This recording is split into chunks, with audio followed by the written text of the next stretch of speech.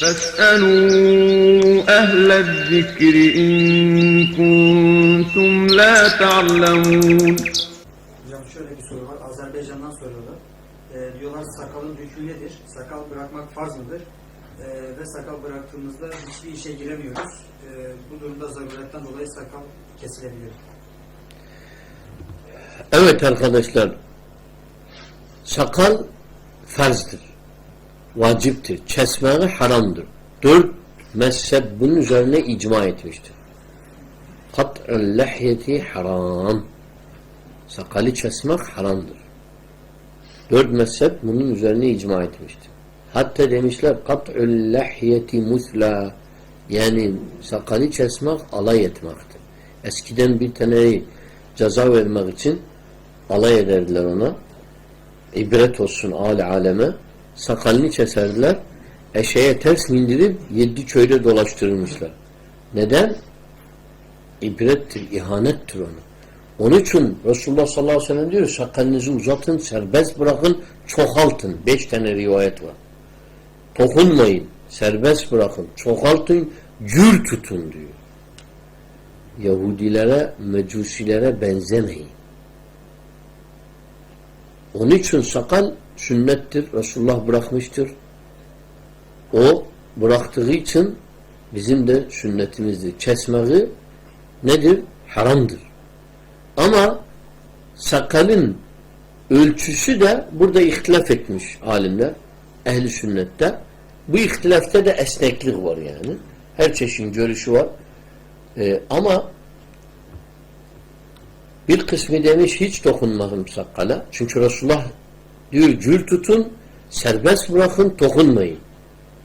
Bir kısmı da demişler ki bir tutam tutarız, o fazlaları alırız. Bir tutamdan fazlayı buradan alırız. Bir tutamdan az alınmaz. Bunu da nereden getirmişler? Tabi bu hadis yoktur Resulullah'tan böyle. Ama bazı sahabe İbni Abbas, Ebu Hureyre hac umrada bunu yapmıştır. Senede bir sefer, yenki sefer umreye gidiyor. Umre zamanında başını kazarken sakalını da törpülüyor. Ama yok törpüleme artistler gibi. Hayır. Bir tutam ölçüymüş. Bir tutam tutuyor, fazlasını buradan kesiyormuş. Bu da olabilir. Bunu da yapsa bir tutamla kadar aldı. Burada ihtilaf yoktur. Kimse inkar edemez. Sen niye sakalını hiç kesmiyorsun diyemez. Çünkü bunu diyen ehl-i sünnet alimleri var. Hadise dayanırlar. Sen sakalını niye bir tutam kesiyorsun? Onu da demek yanlıştır. Çünkü onlar da sahabaya dayanıyorlar. İyidir. Bir tutamdan az olsa ne olur? Bunun aslı yoktur. Hiçbir delil yoktur. Bir tutamdan az sakal koyulsun. Ha illa bir delili var. O da senin sakalın bu kadar çıkıyor. Fazla büyümüyor. O zaman bir mahsuru. Yoksa kesmek olmaz. Bugün de diyen alimler, kesen alimlerin hiçbir delili yoktur. İçtihad ediyorlar. İşte zaman değişildi, bilmem ne oldu, çok olmayalım. Sanki biz sakalımızı kessek Avrupalılar bizden razı olurlar. Ha bunlar aydındılar diyorlar, bunlar bizdendiler diyorlar. Ya eğer böyle demek istiyorsan sana müjde olsun Avrupalılar. Kim bir kavme benzedi, kim onları sevdi, onlardan haşr olur. Biz haşa onları istemiyoruz, sevmiyoruz, onları da benzemek istemiyoruz. Biz Resulullah'a benzemek istiyoruz, o topluma benzemek istiyoruz. Birinci kuşağa onlardan haşr olmak istiyoruz. Onun için Kisra'nın 2 tane elçisi geldi Resulullah'a. Onun da kıssası enteresandır arkadaşlar. Kisra öyle cabaruttur ki diyorlar Mekke'de, Medine'de, Yarımada'da bir adam çıkmış diyor ben peygamberim. Kisra diyor nasıl olur? Çöl Arapları benim ümmetimdedir, benim kölelerimdir. Nasıl olur peygamberlik iddia eder benden izin almadan? Yemen kralı bağlıdır Kisra'ya. Onun için Husiler bugün de Yemen'i alandalar. İranlılar dediler hak yerine döndü. Görüyorsunuz mecusilik nasıldır? Dediler ki Haman Yemen'in kralıdır. Haman'a diyor ki adam gönder Muhammed'i çele paça getirin bana. Ne hadle iddia ediyor. 2 tane adam gönderiyor. İri yapılı süvari. Geliyorlar Medine'ye. Siz kimsiniz? Biz işte Yemen kralının ne istiyorsunuz? Muhammed'i geldik gönderelim oradan Kisra'mıza gönderelim. Resulullah'a getirirler. Resulullah diyor sakin olun, bırakın, otururlar. Resulullah'ın yanında otururlar. Ne için geldiniz? İşte böyle böyle. Resulullah sallallahu aleyhi ve sellem diyor ki onlara gidin bunları tutun orada 3 gün, ondan sonra gönderin gitsinler. Hikmet nedir? O 3 günde görsüler Resulullah'ın heybetini, nasıl ashab ona hizmet ediyor, nasıl emrine uyuyorlar. Baksılar bu Muhammed peygamberdir, haberi götürsün krala. Bu arada çıkarken dedi bir dakika durun. Baktı bunlar pala büyük koymuşlar böyle. Yüzlerini de kazmışlar. Yani tıraş etmişler. Dedi Resulullah kim sizi emretti böyle kendinizi alay yani bu duruma koyun. Dediler Rabbimiz yani Kisra Rablarıdır onlar yöneticilerimiz. Ne dedi bilir misin Resulullah sallallahu aleyhi ve sellem? Dedi ki benim Rabbim dedi ki büyüğümü keseyim sakalımı serbest bırakayım. Siz ne yapmışsınız? Şeytana uyum ters yapmışsınız. Büyüğü pala yapmışsınız. Sakalı kesmişsiniz. O zaman Resulullah dedi bunları hemen götürün. Hatta bir rivayette yüzünü çevirdi. Ne için sahabe sordu? Küçük sahabe yani tabi'in soruyor sahabeye niye Resulullah yüzünü çevirdi? Diyor Resulullah onlara bakmak istemedi. Çünkü gazebenebilir. Ehl-i gazzetler, şeytana uyanlara bakmak bile kalbi imanı zayıflettirir. İster misin ey kardeşim? Resulullah sana kıyamet gününde yüzünü çevirsin bakmasın sana. Sonra havuzun başında diyor ben tanırım bunları. Sana gelirsin yanına sakalsız nasıl tanırsın sana? Ha? Nasıl tanırsın? Onun için yani o bir dünyada senin o sakal sünnet ne bak abdest nasıl yeri beyaz olur sakalın da nürü o dünyada Resulullah onunla seni fark eder.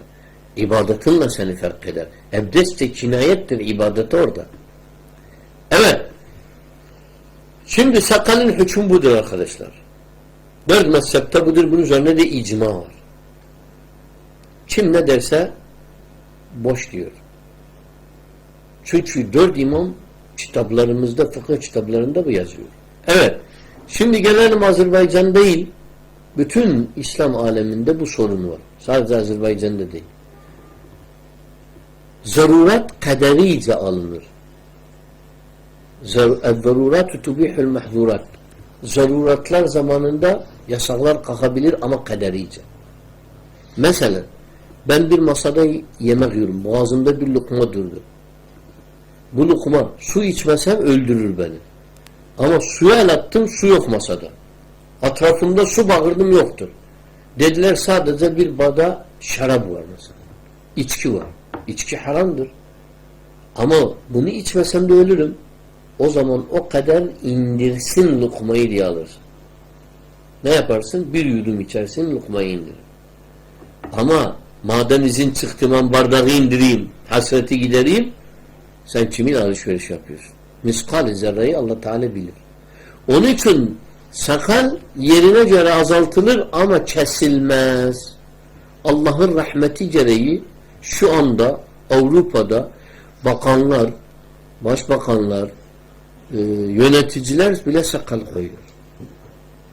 Artık sakal moda olmuş. Onun için bu arkadaşların fetvaları geçersizdir. Edebiyetle bizi kandırabilirler. Ama bunlar kimiyle alışveriş ediyorlar? Allah Teala. Sen sakalını kesiyorsan illa ki ikrah ne zaman olur? İkrah kılinç başındadır. Demesen kılıç yenecek. O zaman tukiye yapabilirsin. Tekiyye yapabilirsin. Anlatabildim mi? Ama yok ben sakalımı kesmesem beni yakalarlar bu ikrah değil. Seni tam bakıyorsun sakalını sizi yapalırlar yakalıyorlar. Kimse bir günde Azerbaycan'da bana diyemez sakalsızı yakalıyorlar. Evet bugün Türkiye'de öyledir. Bakın sakallı gitse nereye iş almıyorlar onu. Ama sakalsız işsiz sakalsız var mı yok. Bu dünya öyledir. Her hayatta dörtlük olsa cennet ne gereği kalır cennet? Cennet dörtlüktür. Dünyada öyledir. Evet sen iyi maaştan işlemezsin sakalından dolayı az maaştan işlersin ama senin büyük makamın var Allah indinde.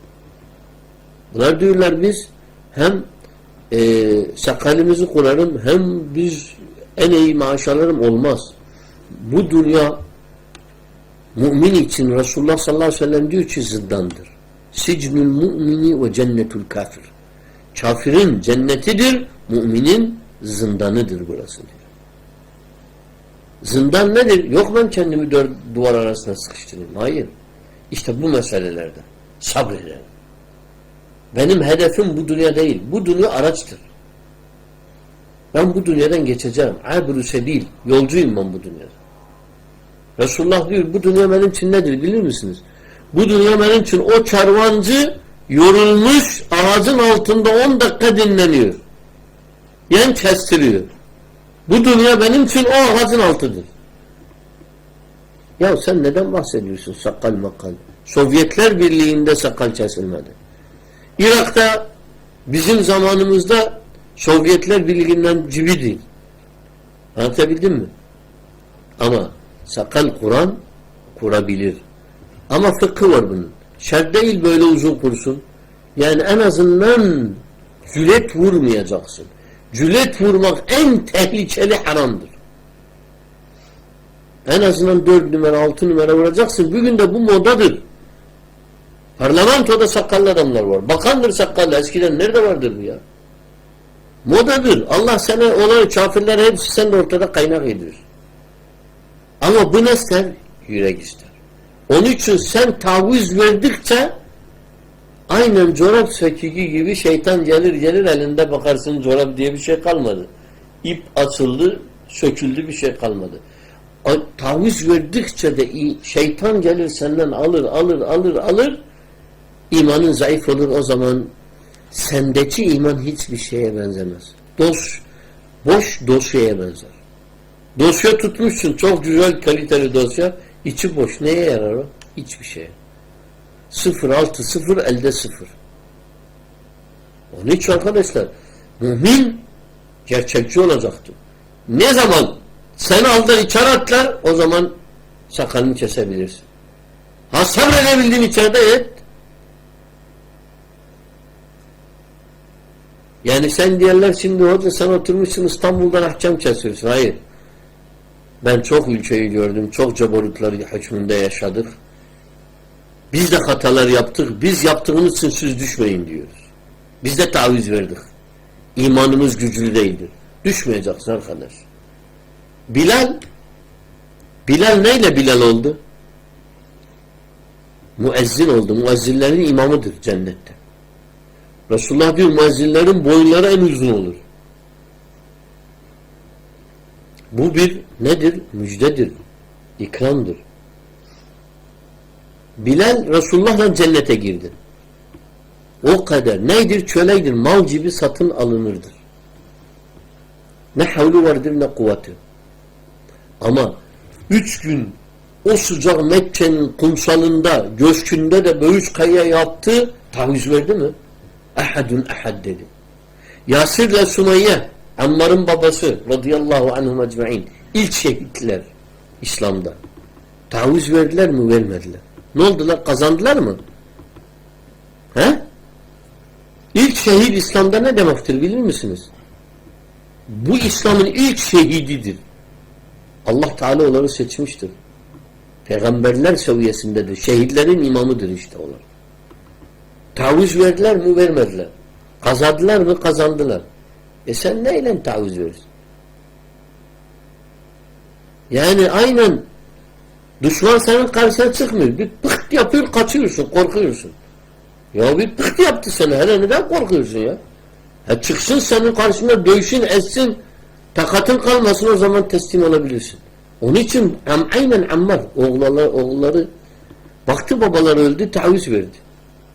Ama tavizi ikrah altında verdi. Resulullah'a dedi affet beni ya Resulullah seni söy dediler ben de söyledim çünkü dayanamıyordum işkenceye.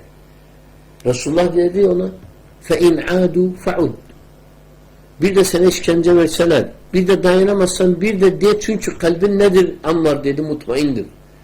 Onlara dilden aldatıyorum diyor ama kalbim seni hayatımı verim senin için. فَاِنْ عَادُوا فَعُدْ İkrah budur arkadaşlar. Yok kardeş zaten yöneticiler, tağutlar nasıl başarılı oluyorlar? Bir emir çıkartıyorlar müminler hepsi. Yani müminlere diyorlar otur. Müminler hepsi karınları üzerine uzanıyorlar. Yani leb demeden leblebi anlıyorlar tersten. Yani tağutlar Allah'tan üstünler Abdullah'tan geliyor.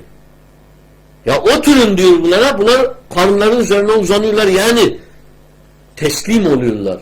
Teslimiyetin en yüksek nedir? Bir esir aldın. Bak bugün de polis seni yakasa ne diyor? Karın üzerine uzan.